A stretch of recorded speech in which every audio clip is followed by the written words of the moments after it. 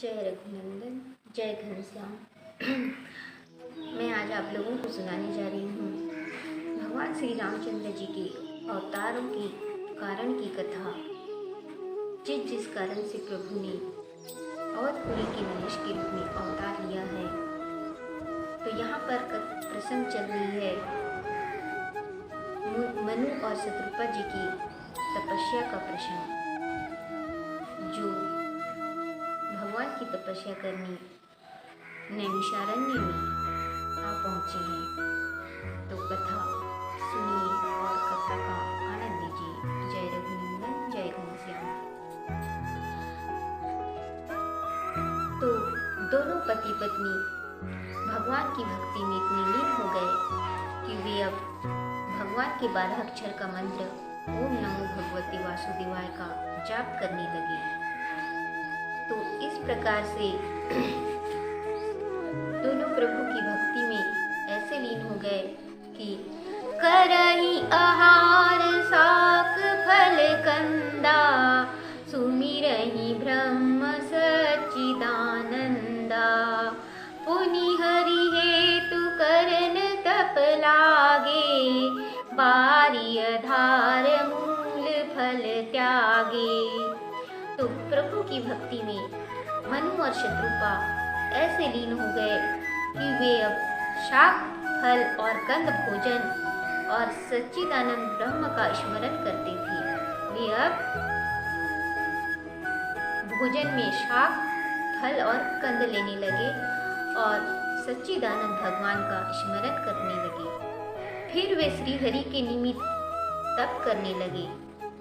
जल के आधार से रहित हुए फल मूल का आहार भी छोड़ दिए और उसके बाद वे फल मूल का आहार भी छोड़ दिए। और अभिलाष निरंतर होई, देखिए नयन परम प्रभु सोई। अगुण अखंड अनंत अनादि, जेहि चिंतहि परमार्थ वादी। तो अब उनके मन में प्रभु की तपस्या करते हुए सदैव यह इच्छा होने लगी कि उन परम प्रभु को हम नेत्र भर कर देख सके, साक्षात उनका दर्शन करें, जो निर्गुण अनंत और अनादि है और ब्रह्मवादी पुरुष जिनका सदैव ध्यान करते हैं। उस प्रभु श्री हरि को हम नेत्र भर कर देख सके, उनका साक्षात दर्शन कर सके। अब मनु शत्रुपा के मन में प्रभु की तपस्या करते हुए यह जो लालसा है, यह जो इच्छा है, जागने लगी। नेति नेति जहि वेद निरूपा, निजानंद निरूपाधि अनूपा।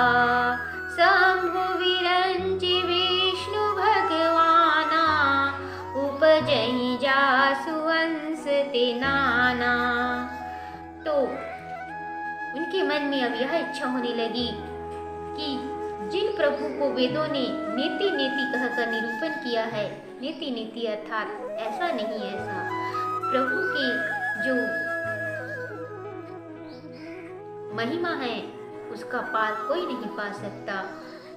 ना उनका आदि है, ना अंत है, ना मध्य है। वे आदि अंत मध्य रहित ईश्वर, उनको वेद नेति नेति कहकर उनका निरूपण करते हैं। अर्थात ऐसा नहीं ऐसा, मतलब प्रभु कैसा है कोई नहीं बता सकते। तो अपने अपनी मति के अनुसार सभी वेद भी उनका निरूपण करते हैं कि ऐसा नहीं, प्रभु ऐसा है, ऐसा नहीं, प्रभु ऐसा है। नेति नेति कहकर वेद भी उनका निरूपण करते हैं। जो सर्वदा आनंद स्वरूप उपाधि रहित और अनुपम है, जिनके अंश से अनेक शिव ब्रह्मा और हरि भगवान उत्पन्न हुए हैं। अब उस भगवान के दर्शन मनु शत्रुपा अपने नेत्रों से मन भर कर करना चाहते हैं। साक्षात रूप में प्रभु के दर्शन की लालसा उनके मन में जाग उठी और वे घोर तपस्या करने लगे। तो आगे कहते हैं, ऐसे प्रभु सेवक बस आई, भगत हेतु लीला तनु गई।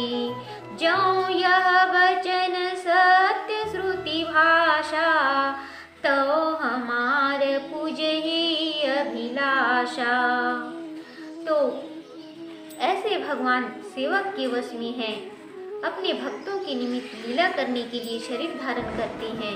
यदि वेदों का यह वचन सत्य है तो प्रभु हमारी मनोकामना अवश्य पूरी करेंगे।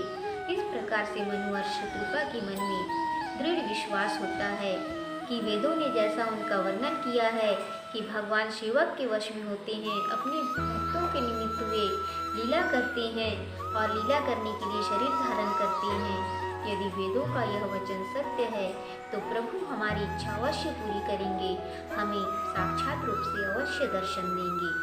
तो इस विश्वास के साथ यही विधि बीते बरस 60 सहस बारी आहार, संभवत 7 सहस्र पुनि रहे समीर आधार।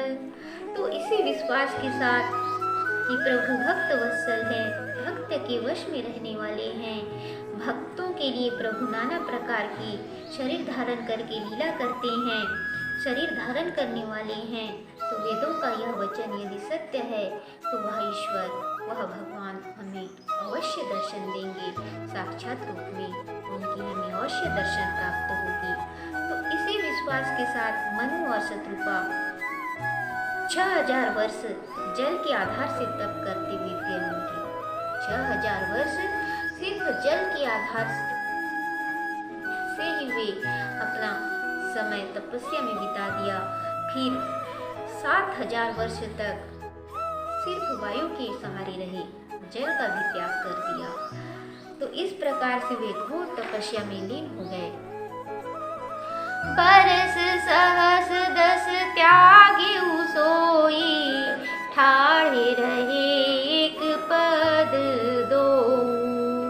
विधि हरिहर तप देखी अपारा, मनु समीप आए बहुबारा। तो इस प्रकार से तपस्या करते हुए अंत में वे वायु का भी जो आहार है उसे भी छोड़ दिया।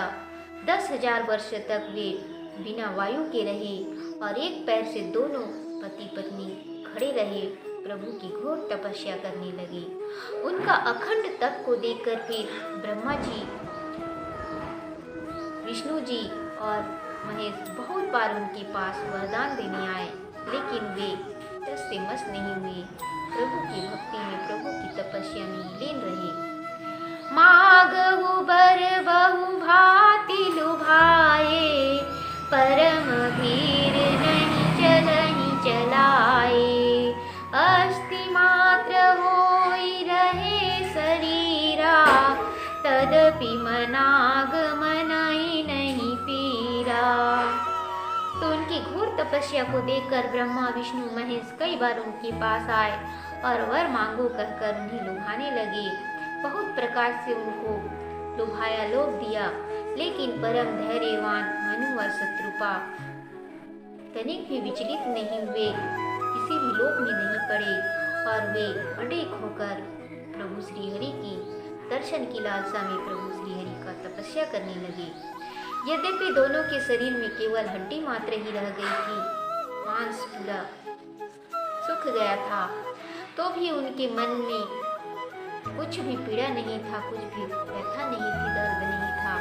वे एक निष्ठ भाव से श्री हरि के दर्शन के लिए, उस परम ईश्वर के दर्शन के लिए तप में लीन रहे।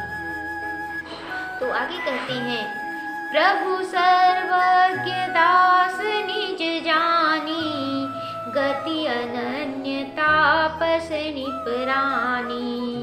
मागु मागु बरु भय न भवानी, परम गभीर कृपामृत सानी।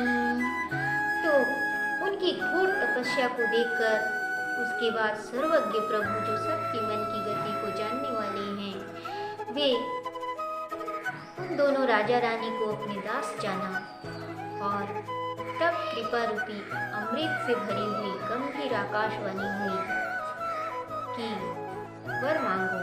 हे मनु शत्रुपा, तुमने घोर तपस्या किया है, तुम्हारी तपस्या से मैं बहुत प्रसन्न हूँ। तो अब तुम दोनों वर मांगो, क्या चाहते हो मुझसे?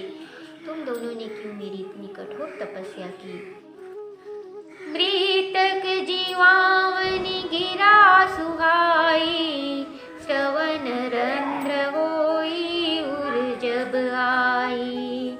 हिष्ट पुष्ट तन गए सुहाए, मानहु अबहि भवन ते आए। सुनकर मनु शत्रुपा के मरे हुए शरीर को जैसे नवीन प्राण मिल गए हों। सुंदर आकाशवाणी जैसे ही उनके कानों से होते हुए उनके हृदय में पहुंचा, तो उस आकाशवाणी को सुनकर उनका शरीर ऐसे हिष्ट पुष्ट ताजा हो गया जैसे वे अभी अभी घर से वन हुआ है। तो आगे कहते हैं, श्रवण सुधा सम वचन सुनी, पुलक प्रफुल्लित गात, बोले मनु करि दंडवत, प्रेम न हृदय समात। तो कानों से अमृत के समान वचन सुनकर शरीर पुलकित हो गया, पुलकायमान हो गया, आनंद से भर गया, प्रफुल्लित हो गया। उनके हृदय में प्रेम समाता नहीं था।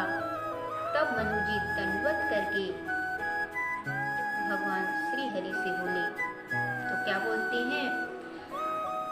सुनु सेवक सुर तरु सुर धेनु, विधि हरिहर बंदित पद रेनु, सेवत सुलभ सकल सुखदायक, प्रणत पाल सचराचर नायक। तो मनु दंडवत हो प्रणाम करके भगवान श्री हरि से कहते हैं कि हे भक्तों के कल्प वृक्ष कामधेनु, ब्रह्मा विष्णु महेश आपके चरण रज की वंदना करते हैं। आप सेवा से सुलभ व संपूर्ण सुखों के देने वाले हैं। आप दिनों के पालक और सब चराचर के स्वामी हैं। हे प्रभु, आप इस सृष्टि में जितने भी चराचर प्राणी हैं सभी के आप स्वामी हैं। जो अनाथ हित हम परनेहु, तो प्रसन्न होई यह बर देहु। जो स्वरूप बस शिव मन माही, जेहि कारण मुनि जतन कराही। तो इस प्रकार से मनु भगवान से कहते हैं, हे अनाथों के हितकारी, जो हम पर आपका स्नेह है, तो प्रसन्न होकर हमें यह वर दीजिए कि आपका जो स्वरूप शिव जी के मन में वास करते हैं, शिव जी के हृदय में आपका जो स्वरूप वास करता है, शिव जी आपके जिस रूप को अपने हृदय में धारण करते हैं और जिसके निमित्त मुनि लोग बहुत जतन करते हैं, उपाय करते हैं जिस रूप के दर्शन के लिए, तो जो भुसुंडी मन मानस हंसा, सगुन अगुन जेहि निगम प्रशंसा।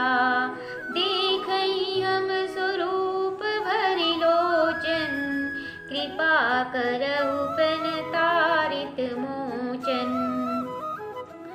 तो हे स्वामी, आपके जो स्वरूप काकभुसुंडी जी के मन रूपी मान सरोवर में हंस के समान विहार करता है, निर्गुण सगुण कहकर वेदों में आपके जिस रूप की बड़ाई की गई है, हे शरणागत के दुख भंजन करने वाले, शरणागत के शरण में आने वाले के दुखों को दूर करने वाले, हे दीनदयाल, हे कृपा निधान ईश्वर, ऐसी कृपा कीजिए कि वह स्वरूप हम मन भर कर देखें, अघा कर देखें। ऐसा उपाय कीजिए और हमें अपना वो स्वरूप दिखाइए, उस स्वरूप का दर्शन कराइए। तो इस प्रकार से मनु जो है भगवान से प्रार्थना करते हैं। दंपति वचन परम प्रिय लागे, मृदुल विनीत प्रेम रस पागे। भगत बत्सल प्रभु कृपा निधान, भगवाना। तो राजा रानी के कोमल विनय पूर्ण प्रेम से भरे हुए वचन सुनकर भगवान को बहुत ही प्यारे उनके वचन लगे और फिर भक्त वत्सल कृपा निधान विश्वव्यापी प्रभु उनके सामने प्रकट हो गए। नील सरोरुह नीलमणि नील निर्धर श्याम लाजहि तन शोभा निरखे कोटि कोटि शतकाम। तो प्रभु का स्वरूप कैसा था? नील कमल, नीलमणि और नीले घटा वाले मेघ के समान उनका श्याम शरीर की शोभा को देखकर, उनके शरीर की शोभा को देखकर, सुंदरता को देखकर करोड़ों कामदेव भी लज्जित हो जाते हैं। इतना सुंदर प्रभु का शरीर। शरद मयंक बदन छवि सीवा चारु कपोल चिबुक दर ग्रीवा अधर अरुण हृद सुंदर नासा विधु कर निकर बिनिंदक हासा। तो यहाँ प्रभु के रूप की वर्णन करते हुए शिव जी माता पार्वती से कहते हैं, याज्ञवल्क्य मुनि भरद्वाज मुनि से कहते हैं और काकभूषुंडी जी गरुड़ जी से कहते हैं कि प्रभु के मुख शरद पूर्ण चंद्रमा की कांति के समान छवि की सीमा स्वरूप था। प्रभु का मुख ऐसा था जैसे शरद ऋतु के पूर्णिमा का चंद्रमा हो और सुंदर कपोल, ठोड़ी तथा शंख के समान 3 रेखा वाली सुंदर ग्रीवा थी। उनकी जो ग्रीवा थी शंख के समान 3 रेखाओं से युक्त थी। होठ, दांत और नाक इतने सुंदर थे कि जिनका वर्णन नहीं किया जा सकता। चंद्रमा की किरणों को नीचा दिखाने वाली उनकी मनोहर हंसी थी। उनकी जो हंसी थी वो इतनी मन को हरने वाली थी जैसे चंद्रमा की किरणों को भी उनकी हंसी नीचा दिखा रही थी। इतनी सुंदर प्रभु की छवि थी, प्रभु की सुंदरता थी जिसका वर्णन शब्दों से नहीं किया जा सकता। नवांबुज अम्बक छविनी की चितवनी ललित भावती जी की भ्रिकुटी मनोज चाप छविहारी तिलक ललाट पटल दुतिकारी। और उनके जो नेत्र थे नवीन कमल के समान विशाल सुंदर थे, अर्थात जैसे नवीन खिला हुआ कमल हो, इतनी सुंदर उनकी नेत्र थी, नेत्रों की शोभा थी। और चितवन उनकी ऐसी सुंदर थी कि मन को भर लेती थी। जिनकी रचना इतनी सुंदर, जिन्होंने इतनी सुंदर रचना इस संसार की सृष्टि की उनकी सुंदरता का बखान कौन कर सकता है? सोचिए ईश्वर कितने सुंदर होंगे। तो यहाँ पर कहते हैं कि कामदेव की धनुष की शोभा को हरने वाली उनकी भ्रिकुटी थी। उनकी जो भ्रिकुटी थी वो कामदेव की धनुष की शोभा को भी हरने वाली थी। और विशाल भाल